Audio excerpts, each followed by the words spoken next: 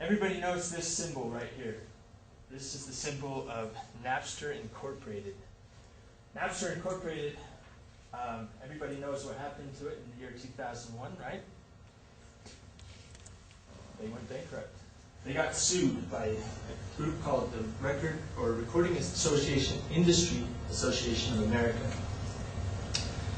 Now, today, in today's music world, there are still companies just like Napster.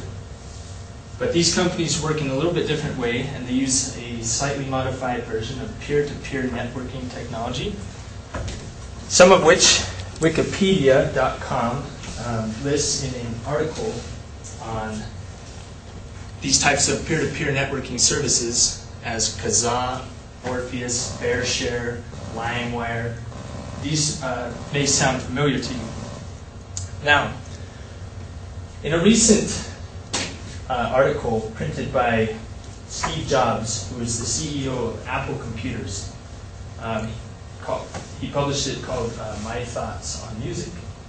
He said that over 90% of all iPods have 22 tracks which were actually paid for. An iPod holds 1,000 tracks at least. That's 3%. So 3% of all the tracks on every iPod in the world was purchased on iTunes. Now, iTunes is the only store you can use with an iPod. So we see that there's a problem here. If only 3% of the music in the world is being paid for, that poses a problem for copyright owners, and therefore the RIAA has begun an initiative in the campaign to start going after people who pirate music. Some of these ways in which the IRAA does so is through college campuses. Some of you may have seen a letter published by our very own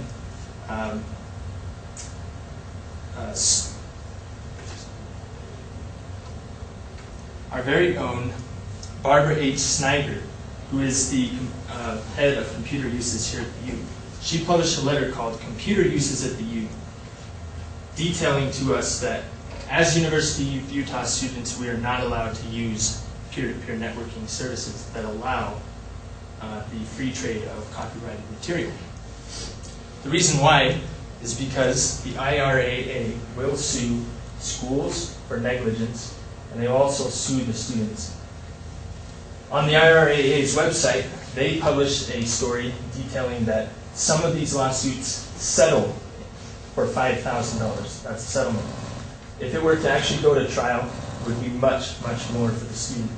Therefore, we can see that it does not pay to pirate free music.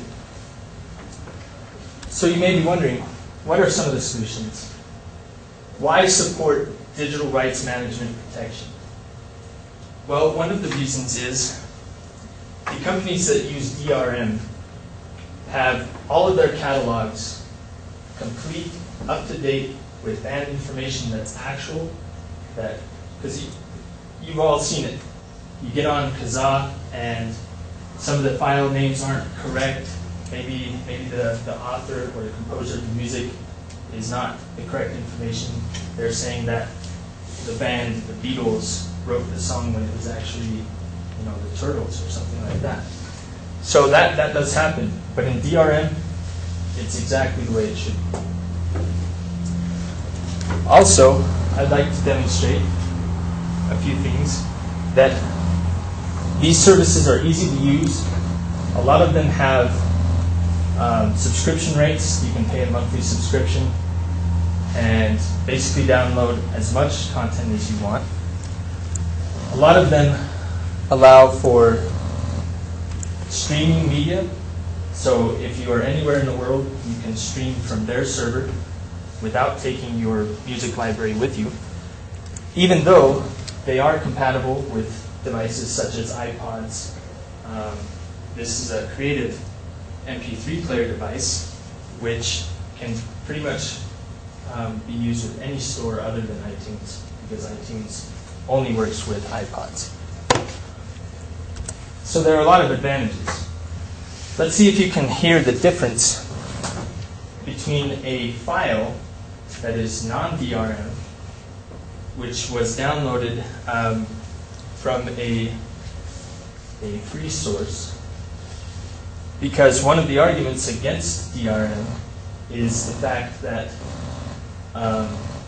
well, these bands can just record this music themselves. They don't need a big company behind them to back up their music. Well, this is a group called 311. They own their own record studio. They published this piece for free before polishing up their recording album with a producer who they then paid to produce a real album. See if you can hear the difference.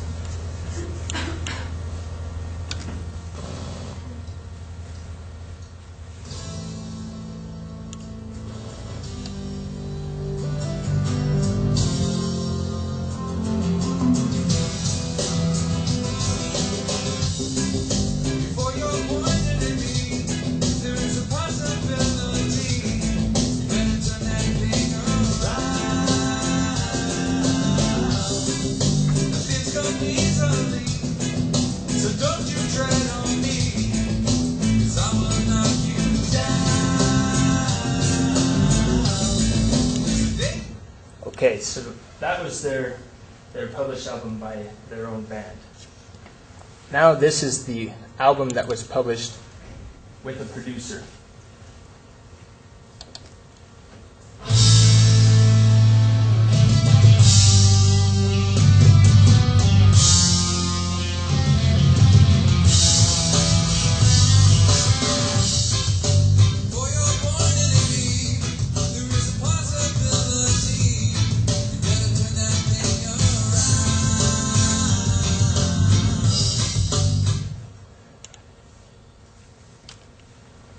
I hardly need to say more.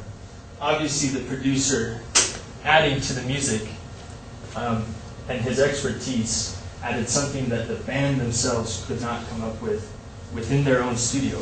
Now, they recorded both in the exact same studio, but obviously there's a huge sound difference there. So DRM files are a wonderful, wonderful source, and a lot of them are so cheap that they're practically free.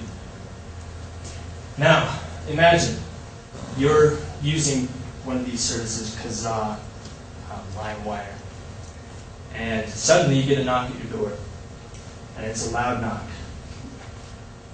And there's an officer standing at the door when you open it, and he presents to you a warrant that looks like this.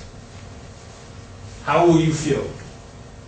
What will you say when he says to you, "This is a court order for a lawsuit pending $5,000.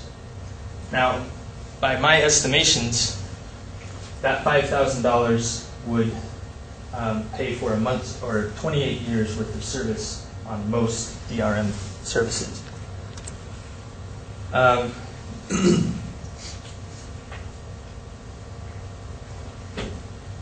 So, a story on DRM by Daniel Steinberg. He argues that most people do not listen or watch free TV anymore. They use cable services. They pay a small fee for something, a great product. And we all need to do the same. And I ask each of you to raise your hand and say that you will not use free services anymore. Thank you very much.